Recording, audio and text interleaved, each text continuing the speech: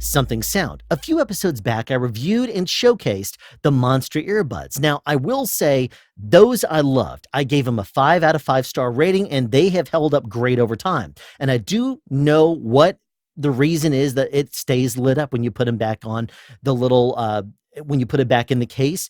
It's because it's charging. The case itself has an internal battery, and it shows up blue, so that way you know that it's charging. So that I didn't understand what it was because I didn't bother reading the manual or anything.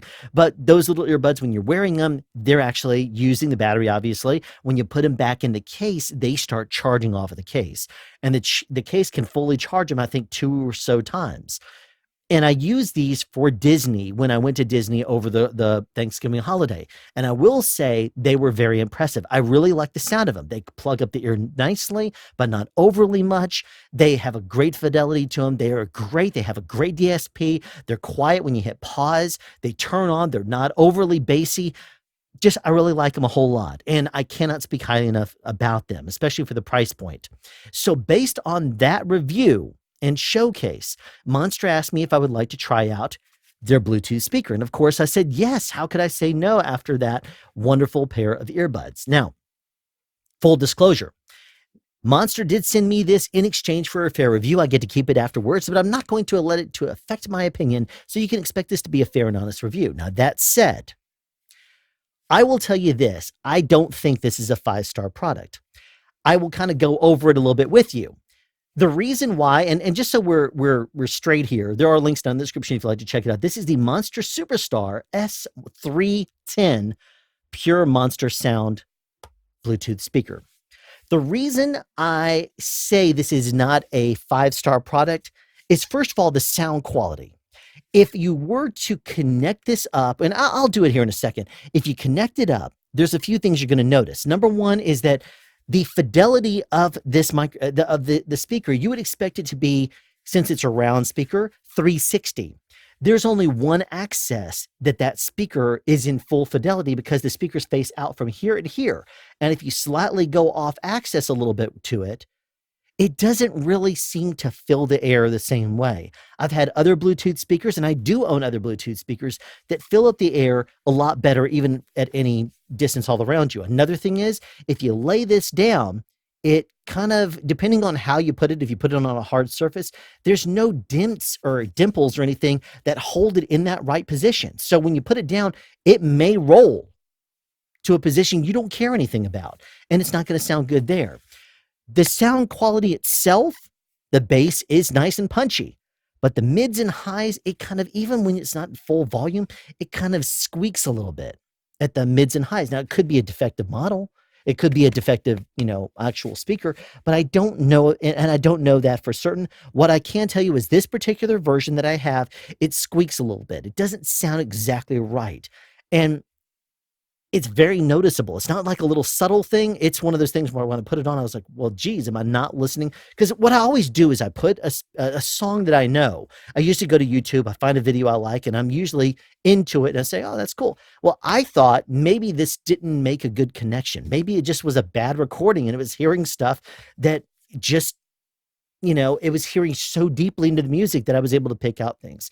You know how when you watch a 4K television and you watch something in 1080p, it doesn't look as good typically as it does if you watch something 1080p. And the reason why is because it exceeds the quality of it. And sometimes you can see pixels and stuff that you wouldn't normally see otherwise. I was thinking maybe this was the same way, but it's not. Sadly, it kind of distorts a little bit.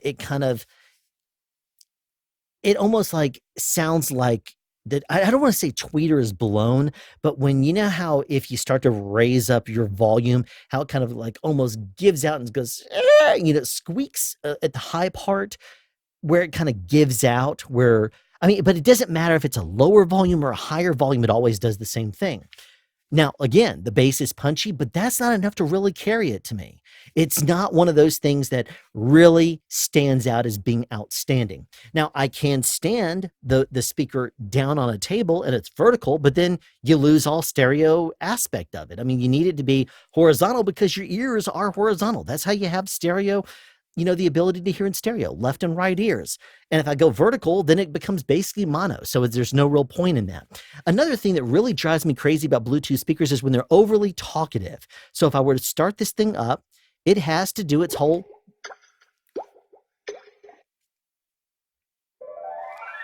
Oh, Tinkerbell has come to visit.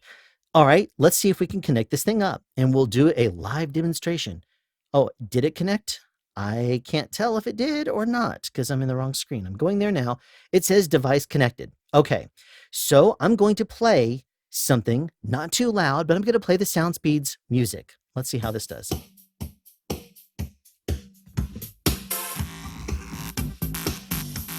Okay, so you can see how if I turn it away, why'd you stop? Oh, that's my phone. Why did you stop?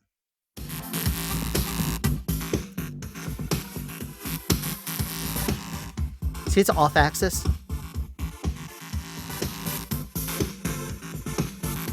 That's on axis.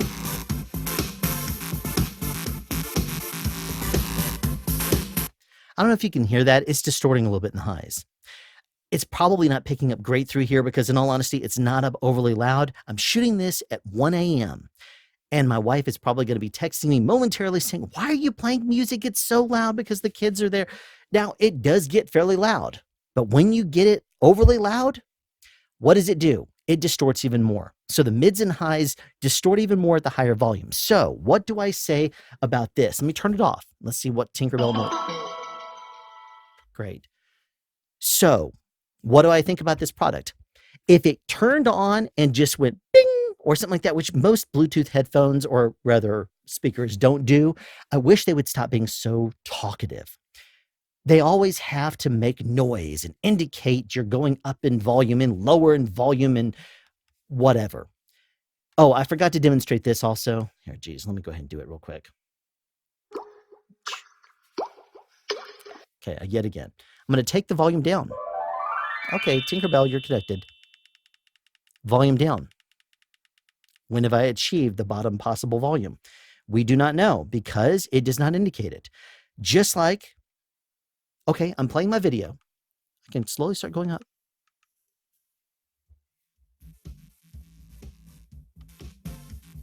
It's barely up now.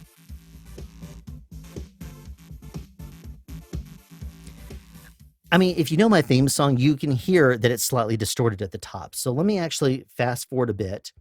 And I'm going to see if I can find one of my other episodes real quick. And let's hear line level input. I have no level. Line level is much hotter input. So why wouldn't it work? That's a good question. But I think you're confusing what you hear that noise? Mic and line level actually is. That's not on my podcast. Microphone levels are very, very low voltage output devices. So if you go all the way down, there is no volume. There's no noise or indicator that tells you that you've gone all the way down in volume.